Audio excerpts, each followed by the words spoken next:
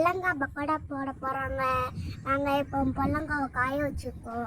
இதுக்கு என்னெல்லாம் போட்டிருக்கோன்னா சிக்கன் பொடி, கடல மாவு, உப்பு, தண்ணி எல்லாம் போட்டு விரவி வச்சுருக்கோம். 2 நிமிஷம் கழித்து நாங்கள் இதை எடுத்து பொரிச்சிடுவோம். 2 மணி நேரம் ஊறிடுச்சு. இப்போ பொரிக்க ஃப்ரெண்ட்ஸ், எங்கள் வீட்டில் நாங்கள் பொல்லங்காய் பஜ்ஜி போட போகிறோம். இதில் என்னெல்லாம் போட்டிருக்கோன்னா கடல மாவு, சிக்கன் பொடி, கார்ன்ஃப்ளவர் மாவு, அப்புறம் உப்பு எல்லாம் போட்டு விரவி வச்சுருக்கோம். இப்போ எங்கள் அம்மா பொரிச்சுக்கிட்டு பாருங்க.